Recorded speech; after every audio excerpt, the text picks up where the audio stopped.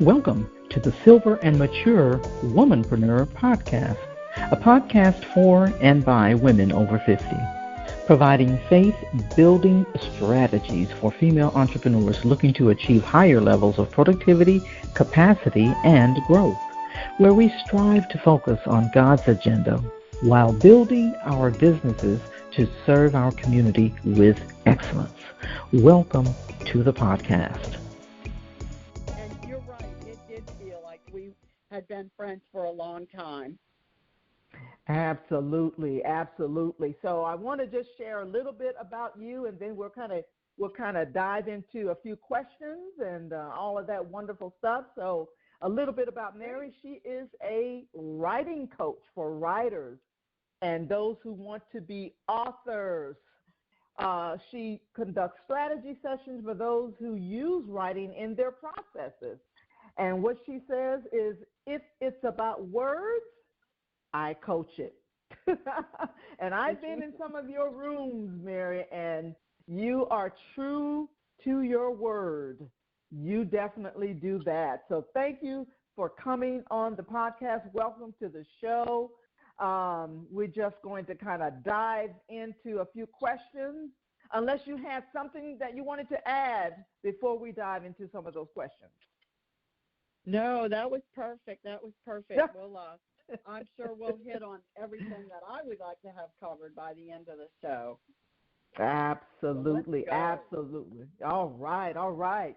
So this is pretty much a podcast, like I said, for women by women over 50. And so I wanted to interview other entrepreneurs, women who fit in that category, who have successful businesses, as an encouragement to other women who maybe you're considering a business, maybe you're considering writing a book, maybe you're considering becoming an online coach, maybe you want to do courses, that type of thing. And so I'm doing this series, interviewing women who are in that space, who can actually give us a lot of insight into, some of the challenges that you may be facing in terms of launching your business, or maybe you're already in the business and you just want to, be encouraged along the way. And so that's why we are doing this podcast. And so,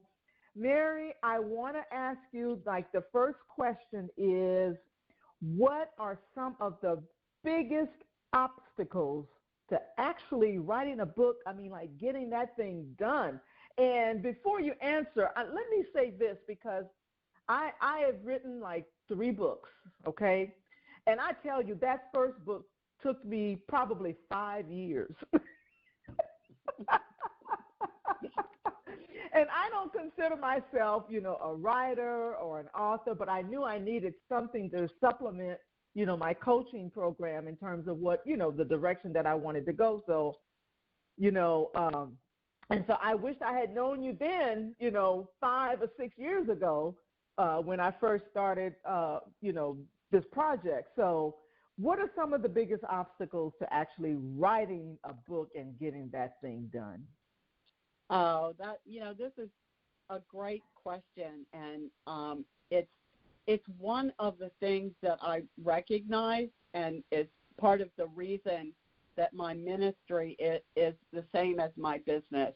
It's empowering women to share their transformational stories to heal the world. The biggest obstacle, whether we're over 50 or not, for so many women, is that they don't think their story matters. Wow. They think, I'm nothing special. Maybe if we just have had, like me, a fairly, regular life. I had several careers. I raised my children. I am a multi-creative. But like a lot of other women, I didn't really think that what I had to say would even matter to anybody, that it was important for anyone. And even though I had people around me who kept telling me, oh, you need to publish this stuff. This is good stuff. You need to publish it. And I remember one time, it was kind of a turning point for me. One of my mentors, I sent him something to read, and I said, do you think this is good? And he messaged me back. He said, Mary, how many times am I going to have to tell you? Your writing is great, you are gifted, and you need to share it. And something about, I don't know if it was the tone in his voice, or if it was the repetition over a number of years, or if the Holy Spirit just finally got tired and said, okay, we're doing this. It wasn't until my heart and my head believed what he was saying. Wow. And that made all the difference. So that's our biggest obstacle. We need to find people, we need to get a tribe, or we need to find a coach who is going to tell us that our story matters, and then they're going to tell us why. Wow. And if you don't, I'm sorry. Go right ahead. No, go ahead. I go ahead and continue. Well, I was just going to say, and if you don't think it matters, think about what it took for you to be standing in the place that you're standing right now today. Wow. Now Aren't that thousands of women who would love to have that information. Wow. And you know, it's interesting that you say that, because a lot of times, like I was on a call with a young lady earlier this week, and so and you know, as we kind of got into the conversation, and I was sharing some things with her that she I knew, but you know how sometimes you're like always in your own head and you think, well, they probably already know this, you know? Yeah. And so we assume that others know what we know. Yeah.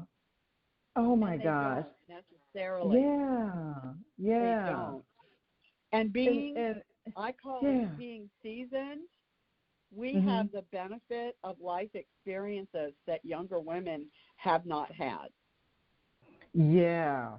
And that is so true. And I remember, it seems like that was the thing that really was I think you made that point on one of the clubhouse rooms that you were leading, and I was like, you know what? That is so true. And that's the thing. I was like, I got to talk to her. I got to talk to her, because she's saying so many powerful things, but yeah, it's like we're always inside of our head, and it's just it's because if we think about it, we're the only ones that hear everything that we say inside of our head. That's exactly right. That's exactly right. Yeah, A lot of times, over a lifetime, the people in our lives have told us, either overtly or not, that we're not important and that our story doesn't matter. And so it's not all our fault. And that can be, and that can be hard to overcome. But that's why we need a coach, or we need a tribe of people around us who uplift us and help us see in ourselves what the world sees. Absolutely. I mean, and that's one of the things that I talk about. I have a partner, a business partner, and we actually have a community. And so we tell them, all the time, and we talk about it all the time, the importance of having community and being there to support each other, because and some of the ladies in the community do the same thing. But the thing is, it's like we're not competitors. We're there to support one another, and we're there to, collaborate, because no matter what, God created us all differently. We have different experiences. We have, a different path. a different history, all of these things. And even if I do the same thing as someone else, we still have a different voice to what we, how we say it, how we communicate it, how we write it, in this particular case, and all of that. And so one of the questions I wanted to ask you was, did you always know that this was your path? I mean, like, when you were younger, like, did you always find yourself, like, in the corner writing things and stuff like that? I say it was as soon as I came out of the womb. As soon as I could start forming words and pick up a pencil, I've always been a natural storyteller, a poet. I just thought I was a little bit different than a lot of people, but in my family, there were 5 of us, and my mom at some point got tired of us asking her, how do you spell whatever it was? After a while, she would just yell back, go look it up. And so we would say, how can we look it up if we don't know how to spell it? And she said, you'll figure it out. And she was right, we did. And we learned a lot of other words on the way to the one we wanted to find. So it was a gift, but I also think a lot of it's genetic, because my grandmother was a newspaper woman when she was a young woman. I mean, back, 100 years ago or more. Wow. So I think that's pretty amazing. And I was always fascinated because I can remember visiting her, and she, far back as I can remember, did crossword puzzles in ink.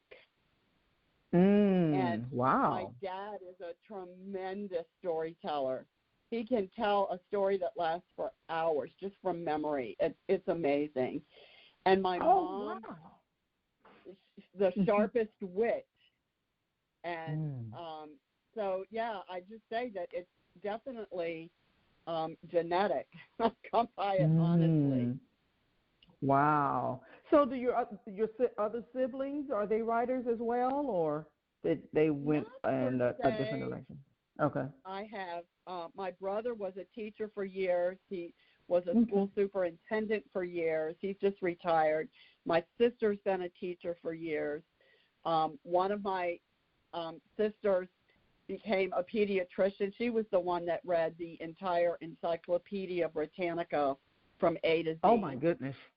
And wow. So we were all big readers. And then I have another sister who is like just super smart, and just you can talk to her about any subject, and she's just super smart. So we all grew up with a love of words, and it was encouraged in our family. We had conversations at the dinner table about everything, about the world and about life, and we were exposed to a lot of different things, and I think that made a difference for us too. Wow. Yeah. Wow, that's very interesting.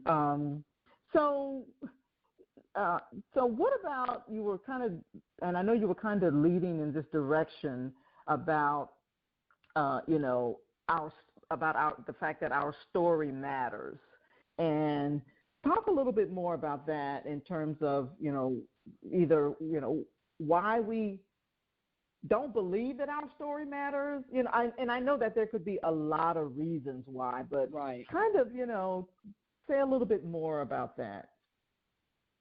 Well, and I do have a freebie for any of your listeners, a free ebook. They can go to thewordwizard.club. That's thewordwizard.club.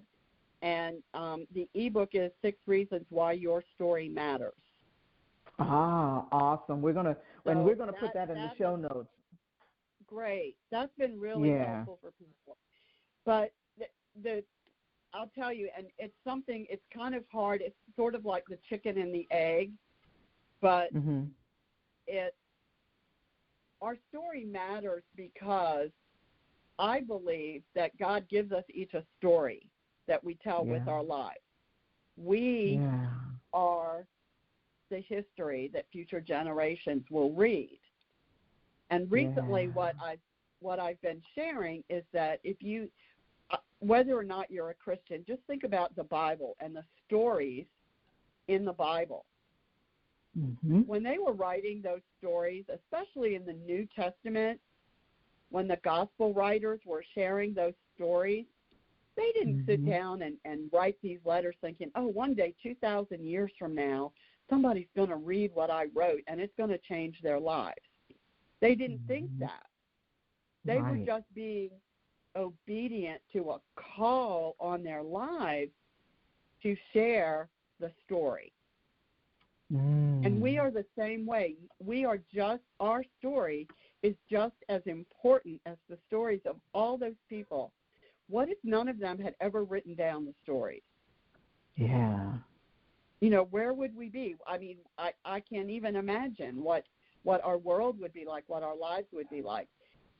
And so because we are standing in a place of triumph and victory, it's like it's our obligation to reach back to the woman who hasn't gotten to where we are and say, look, I made it, and this is how I did it. It's like a lifeline and a roadmap for other people. Yeah. And if you think about it, you know, Jesus used parables, you know, which is the same thing, you know, and so that we can connect, you know, to you know, what he was saying, because he told them in parables and stories so that we can connect, you know, because otherwise, you know, we, you know, wouldn't be able to connect to what he was saying, you know. And when he, you know, came to in person and lived among us, you know, it's a, you know, a form of communication, and that's how he communicated, you know, with us, you know, through storytelling.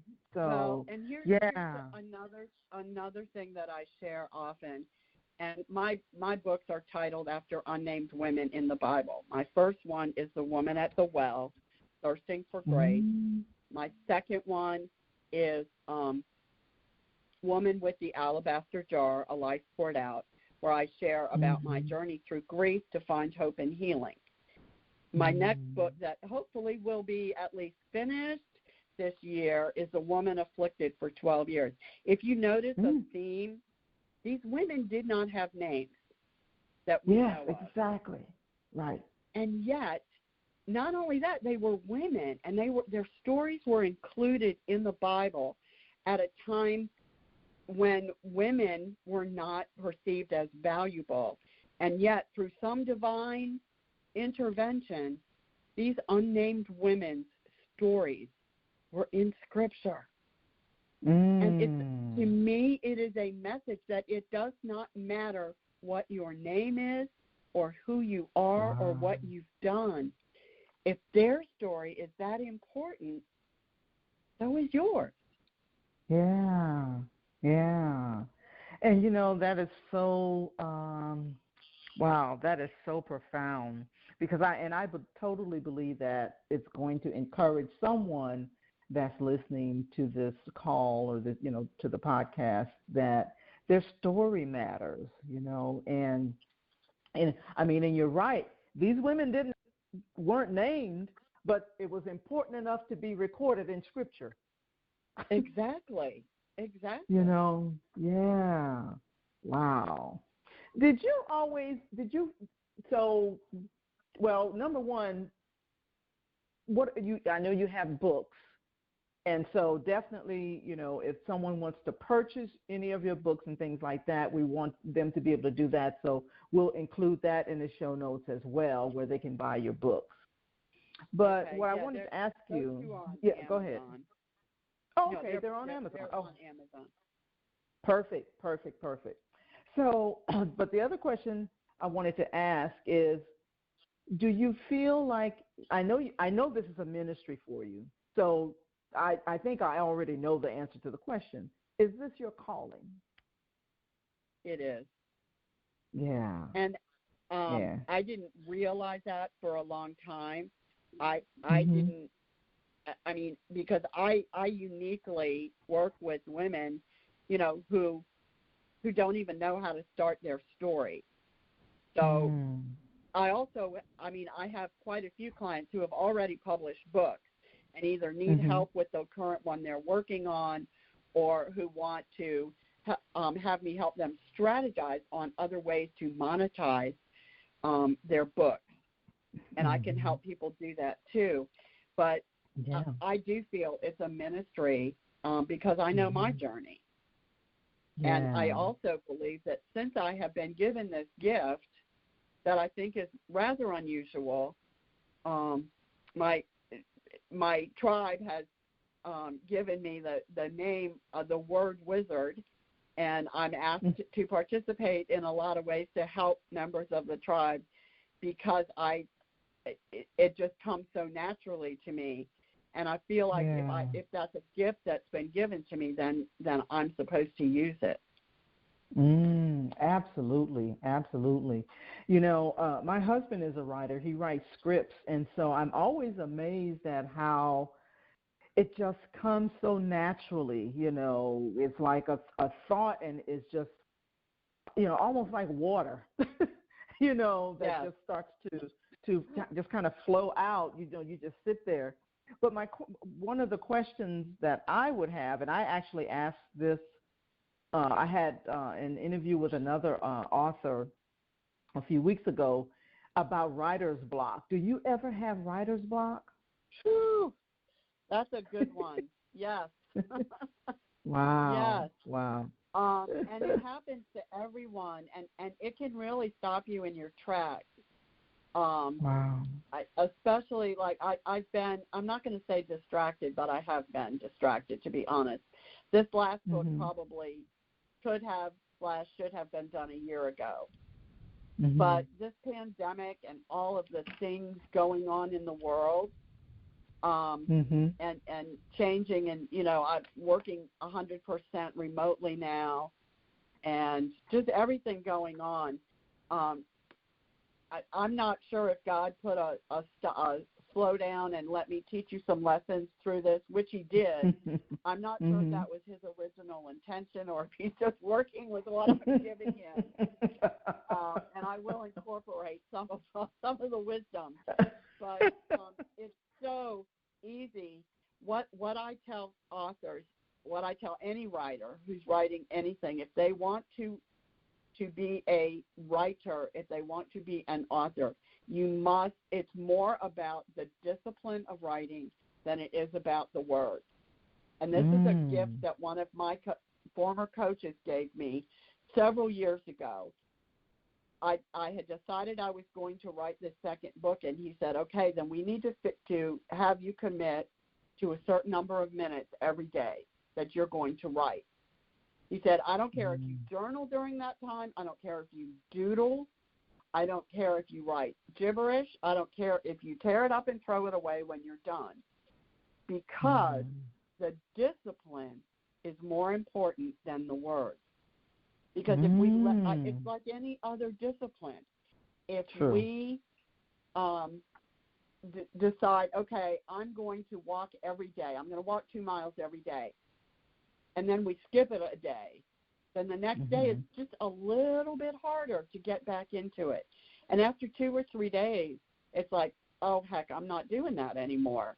Or, or I'll do it, I'll start over next week or whatever. And the same thing happens with our writing.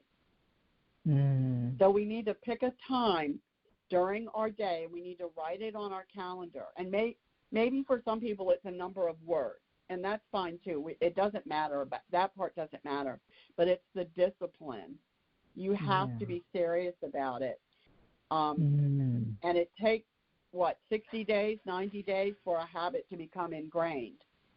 So even after that, even now, I don't go more than 1 day.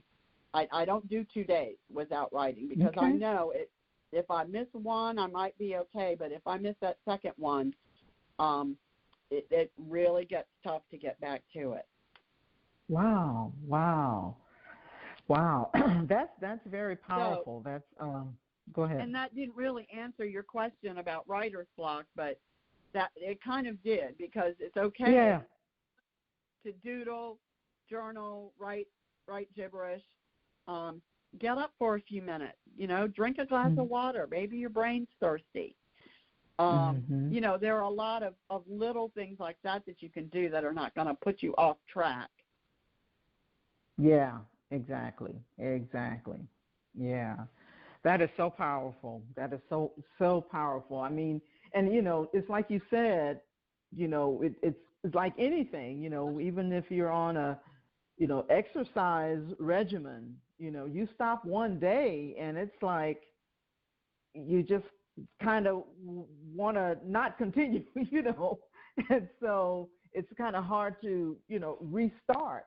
And so you kind of gain your momentum, when you continue doing it, on an ongoing basis. And so, no, I totally get that. And I'm sure that when people have writer's block, because the author that I spoke to in another episode, I asked her about when I asked her about the writer's block, she said she used to have writer's block. She said, but she doesn't have it anymore. I think she's 67.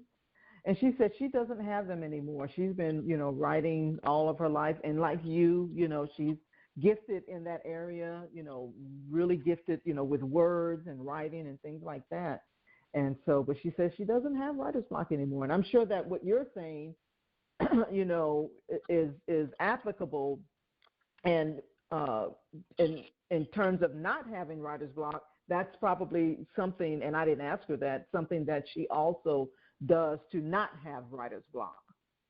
I hope that made sense. I said a lot of words. Sure. No, it does. And you're probably right. Yeah. So what do you say to those that believe that we're too old to start something new? Oh, boy. That's one of my favorite ones, because, I feel like once we get to a certain point in life, we spend our whole lives pouring into others, doing for others, putting ourselves last. Yeah. And, if nothing else, view it as a gift to yourself. It's like, okay, now that I have the freedom, why not use all of that life experience, all the wisdom that we've gained, and think about it, if it helps, think about it as a gift to the people who will read it. So that if you are one of those women who give our whole lives, think about it that way. Yeah.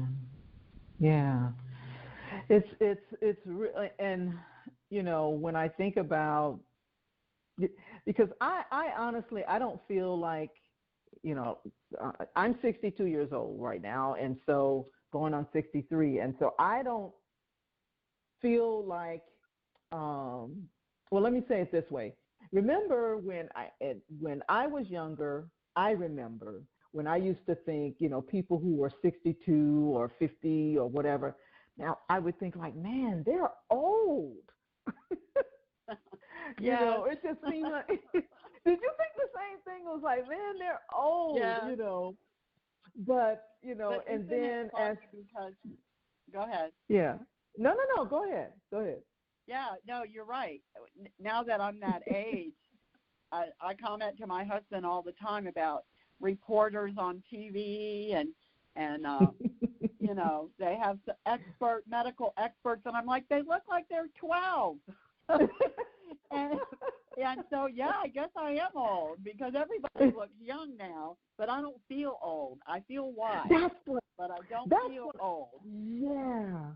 And that's where I was leading to, because, and I know that, there's always, some new saying, 50 is the new 40 or 60 is the new 30, whatever, Right. But right. I don't know what it's like at 60. What does 60 feel like? Now, I realize there's some things that, perhaps I couldn't do, when I was 30 or what have you.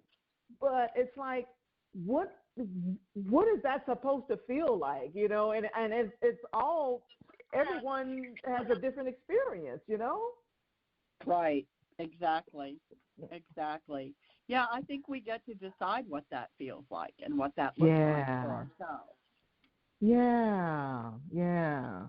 That is so true because, and I know some people, that's younger, much younger than me, and, they act, old, and it's like, well, I don't want to be around them because they just act old. Exactly. It's so funny. I mentioned my grandmother early on. I can remember when we were kids, all of my grandparents' friends were younger than them, like 20 years younger. They hung out with people who were younger than them, and they said the same thing. They're like, I don't want to hang out with a bunch of old people. So, exactly. so maybe that's why I don't feel like I'm as old as I am. Well, some mornings I do when I get up. Yeah. But well, mentally, and same young, here. And, yeah. And, yeah. and the things that I still want to do, I don't.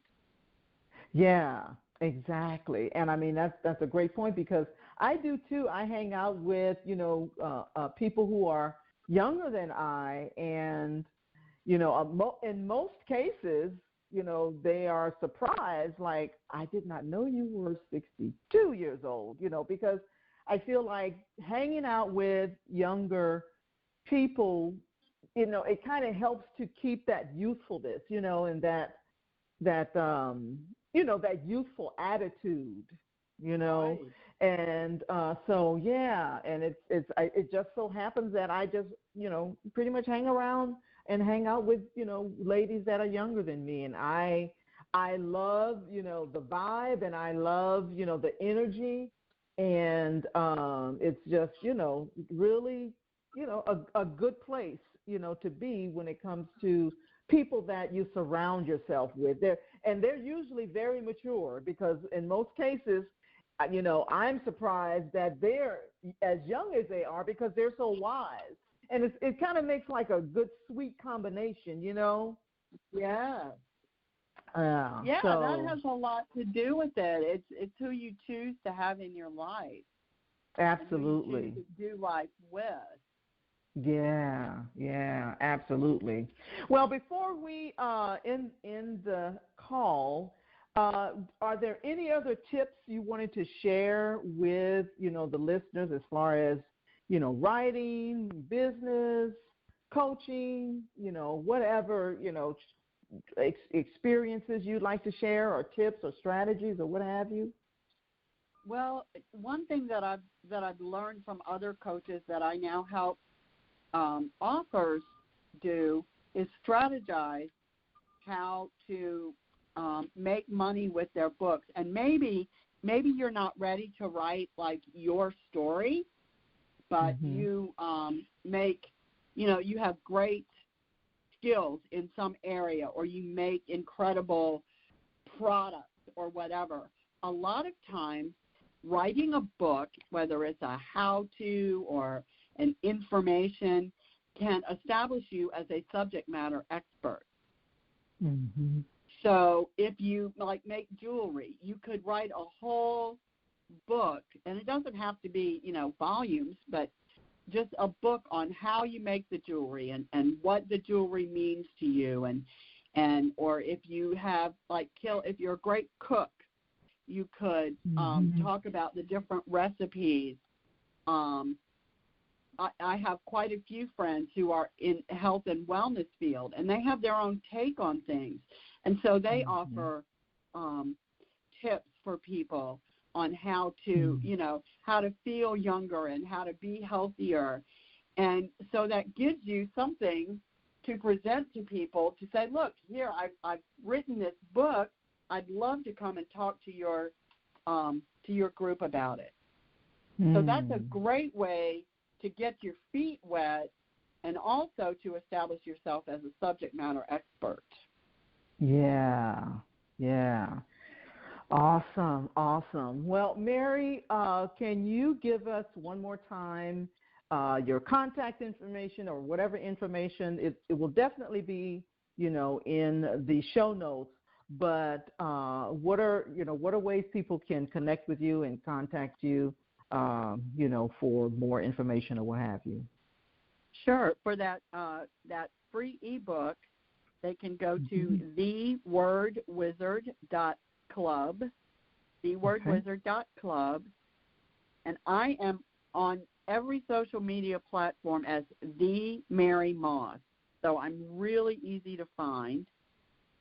Mm-hmm. Awesome.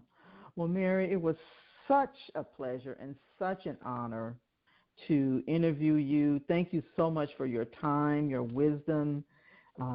You're so you're amazing with your words, and you're such a gift to those of us who enjoy your story, and you're such a blessing to those of us who are around you. And so I just wanted to thank you for this time, that you're sharing your wisdom and your knowledge with us, and I so appreciate you. And I'm so excited that we connected on Clubhouse, and I just feel like we've known one another for years and years, and I'm excited that we got the opportunity to do this podcast and the opportunity to connect. So oh my goodness! Thank you so much. I'm more than excited to have had the opportunity. Thank you so much. And yes, I'm so happy that we've connected, and I know that we will stay in touch and keep getting the word out there for a long time to come. Hi, this is Aldreama Harper, and thank you for listening to the podcast. I hope you got value for where you are in your entrepreneurial endeavor. And if you'd like to know more about how I can further serve you, simply go to CoachDreama.com. Again, that's CoachDreama.com. I look forward to hearing from you. Have an amazing day.